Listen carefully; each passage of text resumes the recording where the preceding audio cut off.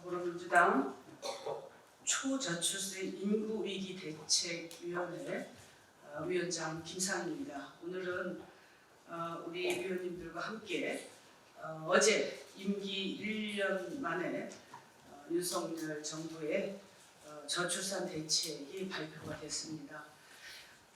여러 가지 기대를 또 안 한 것은 아닙니다. 우리 윤석열 정부가 여러 부분에서 국민을 실망시키고 있지만 그동안 0.78이라고 하는 정말 충격적인 학계 출산율을 접하면서 모든 국민들 그리고 언론 그리고 전문가들 정말 모든 사람이 대한민국의 이 미래에 대해서 걱정을 하면서 가장 대한민국의 제일 첫 번째 해결해야 될 위기로서 저출생 문제를 꼽았습니다. 그리고 윤석열 정부가 1년 동안 준비를 한 거기 때문에 기대를 했지만 역시 무능하고 맹탕이었습니다. 저희들 답답한 마음에 어제 저출산 대책에 대해서 우리 위원회에서 평가하고 또 정부에게 촉구하는 기자회견을 열게 되었습니다. 관심 가져주시고요. 오늘 참석하신 의원님 소개해드리겠습니다. 우리 왼쪽에 남인순 의원님 참석하셨고요. 베어프로 이수진 의원님, 김혜재 의원님, 양경숙 의원님, 박광원 의원님, 양기대 의원님 참석하셨습니다. 지금 저희들이 이게 좀 평가를 하게 되니까 좀 입장문이 굉장히 길습니다. 그래서 세 분께서 낭독을 해주시도록 하겠습니다.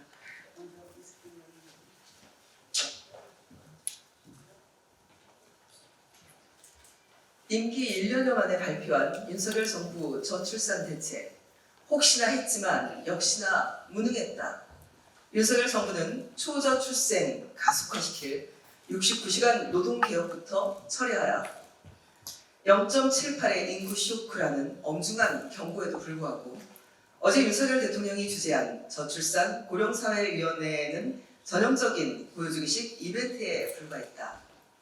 지난 8일 윤석열 대통령은 국민이 체감할 수 있는 과감하고 확실한 대책을 마련하라고 지시했으나 그에 따른 결과물이라고 하기에 이번 발표는 초라하기 짝이 없는 수준이다. 정부는 인구 위기에 대한 근본적인 철학과 구조적 원인에 대한 분석 없이 문재인 정부 당시에 수립된 제4차 저출산 고령사회 기본계획 중 일부를 뽑아내 재탕, 상탕하고 찔끔찔끔 늘려놓는 수준에 머물렀다. 언론, 전문가, 학계 모두 하루가 멀다 하고 획기적 대응을 촉구하고 있는 현 상황을 고려할 때 조족지혈이여 언발의 오줌누기다. 육아기 근로시간 단축을 일부 확대하겠다고 했지만 정작 육아휴직 활성화를 위한 대책은 찾아볼 수 없다. 최근 저출산 대책을 발표한 일본 정부는 육아휴직을 동시에 쓰는 맞벌이 부부의 급여를 실질적으로 100% 보장하고 2030년까지 남성의 85%가 육아휴직을 쓰도록 지원하겠다고 발표했다.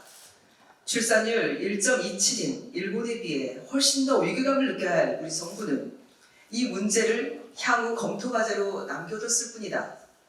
여성 직장인 중 44%가 육아휴직은커녕 출산 휴가도 쓰기 어렵다고 말하고 남성 육아휴직률이 3%에 불과한 현실을 감안하면 몇몇 확대한 정책들이 얼마나 실효성 있게 작동할 수 있을지 매우 의심스럽다. 특히 이번 대책에는 성평등한 사회를 어떻게 만들 것인지에 대한 비전이 완전히 사라졌다.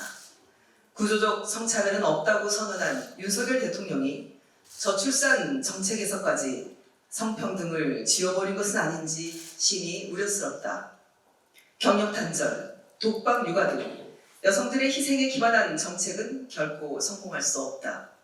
이 점을 제대로 인식하지 못하는 한 문제 해결에 다다를 것을 기대하기는 만무하다.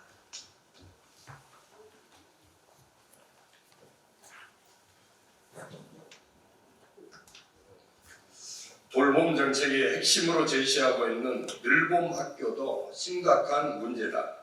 기존 방과후 학교와 돌봄 정책을 누더기처럼 기워놓은 짜깁기에 불과한 정책이다. 특히 국민들은 늘봄 학교에 대해 아이들을 학교에 밤 8시까지 머물게 할 테니 엄마 아빠들은 그 시간까지 일하라는 사인으로 받아들이고 있다. 인구위기 대응에 역행하는 늘봄 학교 정책은 원점에서 재검토해야 한다. 더 나아가 현재 윤석열 정부가 추진하고 있는 주 69시간 노동시간 연장은 대한민국의 초저출생 현상을 더욱 가속화시킬 것이 불을 보듯 뻔하다. 윤석열 대통령은 말로는 결혼, 출산, 양육이 행복한 선택이 될 수 있는 사회 환경을 조성하겠다면서 정작 청년들의 노동시간을 늘리는 일에만 매진하고 있다. 지금이라도 당장 69시간 노동개혁 정책을 철회할 것을 강력히 촉구한다. 얼마 전 언론을 통해 정부 여당 차원에서 검토된 것으로 알려진 정책은 더욱 가관이다. 30세 이전에 새 자녀를 출산하면 병역을 면제해준다. 아이 많이 낳으면 증여 재산 공개를 확대해 주겠다는 등 부잣집 자제들이나 혜택을 볼 수 있는 허무맹랑한 정책으로 불필요한 혼란과 갈등만 일으켰다. 국민들은 설마 이걸 정말 추진하려 했던 것이냐며 혀를 쳤다. 대체 윤석열 정부는 대한민국 청년들의 현실을, 그들의 마음을 알고 있기나 한 것인가? 청년들은 자신의 미래가 너무나 불안하다고 외치고 있다. 일하고 싶지만 일할 곳을 찾기 어렵고, 일한다 하더라도 채용 시점부터 급여, 직업 안정성까지 그 격차가 심각하다. 주택은 이미 주거지로의 의미를 넘어 자산으로 인식되고 있지만 수많은 청년들은 살 곳조차 찾기 어렵다. 양질의 일자리와 주거, 교육 등 구조적 해법이 제시되지 않는다면 정부가 기대하는 학교 출산율의 반등은 요원할 것이 분명하다.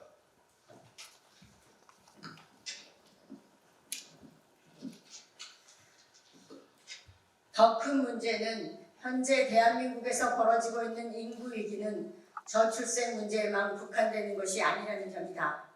사회 전반에 걸친 복합적 결과물로서 생산인구 감소에 따른 경제 규모의 축소, 학령 인구의 감소, 초고령 사회로의 진입 등 인구 구조의 심각한 변동을 수반하고 있다. 이에 더해 수도권 집중과 지방 소멸 문제도 심각한 난제로 자리 잡고 있다.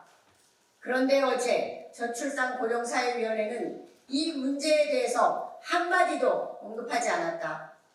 정부의 인구 위기에 대한 인식이 매우 협소하고 근시안적인 것은 아닌지 우려스럽다.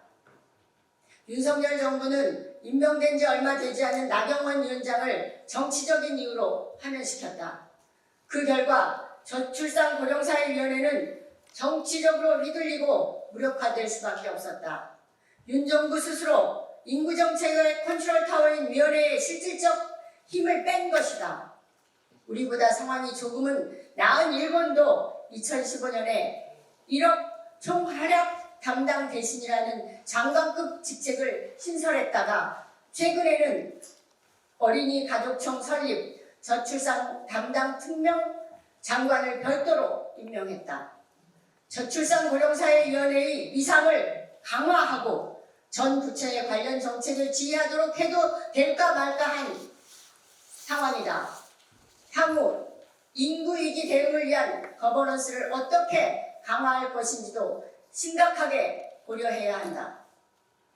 경제활동 인구가 전체 인구의 절반 이하로 줄어들게 될 2030년이 출산율 반전의 골든타임이라고 한다. 이제 정말 시간이 얼마 남지 않았다. 윤석열 대통령은 말로만 과감한 정책을 외칠 게 아니라 진정성 있는 결단을 내려야 한다. 윤석열 정부는 청년들의 노동시간을 확실하게 줄여주고 부부가 함께 일하며 함께 아이 키울 수 있는 사회 환경을 구축하고 불안한 미래를 해소하기 위한 경제 사회적 조건 마련을 위한 사회 개혁에 버금가는 특단의 대책을 강구할 것을 강력히 촉구한다.